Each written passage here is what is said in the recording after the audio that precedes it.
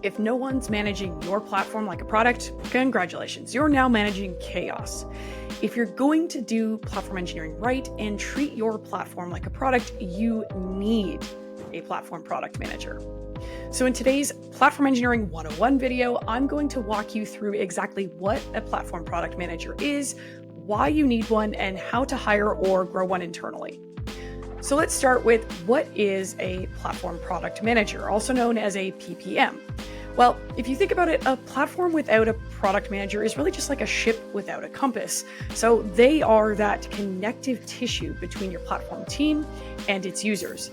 Their job is to primarily turn the business and developer needs into a coherent platform roadmap, not just a short-term one, but a long-term one too. If no one owns that why behind the platform, then you're just building in the dark, and really that's their job. It's to translate vision and technical reality into adoption outcomes and all the way through the cycle. So you can think of them as the person that's responsible for making sure your platform actually solves problems, not just built with cool technology, has some cool stuff under the hood, but it actually does things for people. So why do you need a platform product manager? Well, platform engineering will fail without someone that defines not just priorities, but also success. So there's some common symptoms associated with not having a PPM that you should probably be aware of, and that will also help you understand why they're so important. When everyone has different definitions of success, that is a key indicator that there isn't someone in charge of product management for a platform team. When this often happens, what we see is that developers don't adopt the platform as a whole because it just doesn't fit their needs. Often, too, in these scenarios, without a PPM, leadership just doesn't see an ROI. There's no one really acting as that translator to take technical outcomes to the business. A PPM's job is to also keep the focus. They know who the users are, what problems you're trying to solve for them, and what outcomes are really important. They also need to be the people that say no to good ideas that just don't serve the platform's current purpose and help guide them towards something on the roadmap if that's where they belong. They also need to be the people that are acting as a backlog manager for the platform itself. Yes, you could have a project manager for this, but because they know not just the platform, but the users so well, the backlog no longer is just a collection of interesting ideas. It's actually useful tickets. Platform teams that don't have PPMs just tend to build platforms that no one asked for, and that's a serious risk, so you need to consider getting one.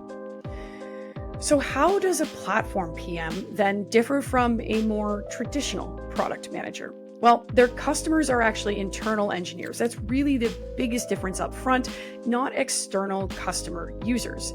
And the product itself is the developer experience. So it's things like faster delivery, less friction, more autonomy, but it's also a business value driven product.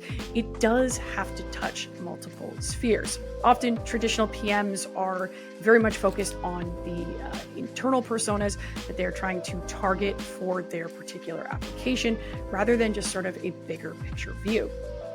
So platform PMs also are in charge of measuring adoption, time to market, developer satisfaction. They aren't just held accountable to things like revenue or churn rates.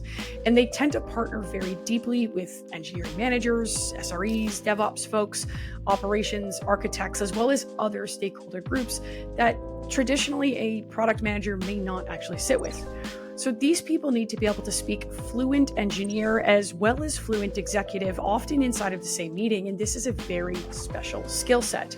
They're translators. Their job is to turn business outcomes into configuration files or IAC, and then back again. And this is something that's often outside of the traditional PM roles and responsibilities. So what are the key skills then of a really strong platform product manager? Well, the best platform PMs that I see don't just focus in on shipping features, they actually ship things like belief and trust in the platform that's being built. They have very strong sense of empathy for developers as well as other internal users of the platform by understanding their pain points and motivations and being an advocate for solving those problems. They're also very good at systems thinking, so they understand how pieces need to fit together technically as well as organizationally and fit into a cultural practice. And with that comes their ability to be good communicators as well as storytellers. So they should be able to evangelize the platform internally, be active listeners, and when they tell stories, make it make sense to the people they're speaking to. They should also have a very strong measurement mindset, and they are intrinsically important in helping define the metrics that tie the platform impact to business outcomes altogether. So in reality, they're part anthropologist, they're part therapist, they're part diplomat, and part product strategist, as well as sometimes even being part engineer.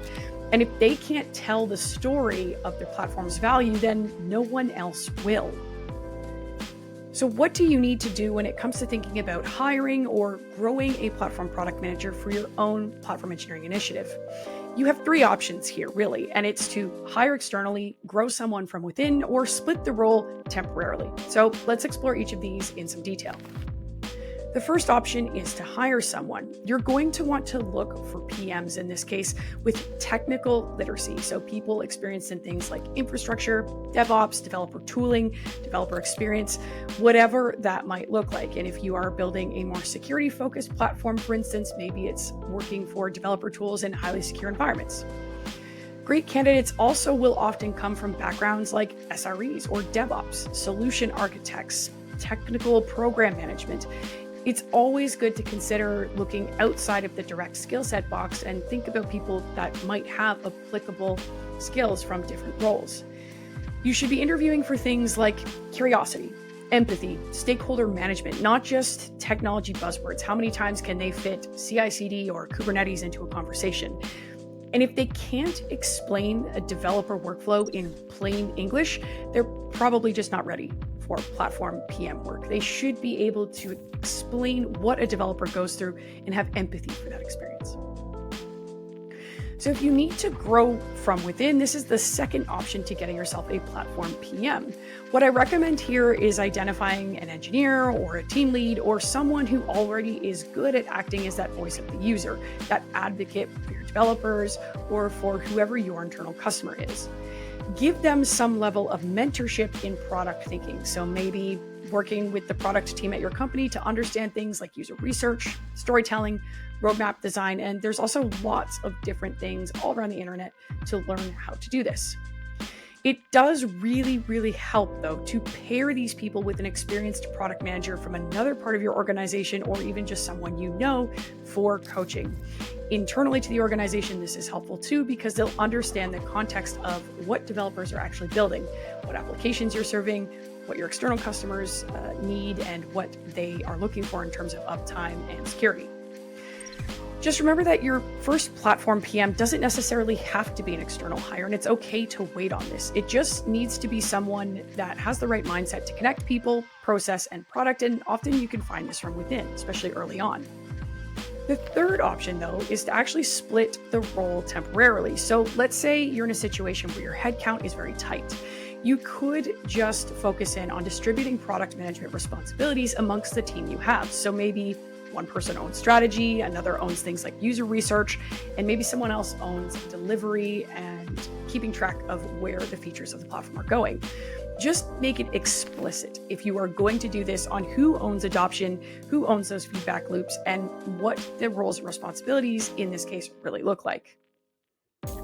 So what are some signs of a great platform product manager? Well, the best platform PMs are building things that engineers brag about or are excited to use. Someone that's a great platform PM is going to constantly be asking, who is this for and why are they doing it?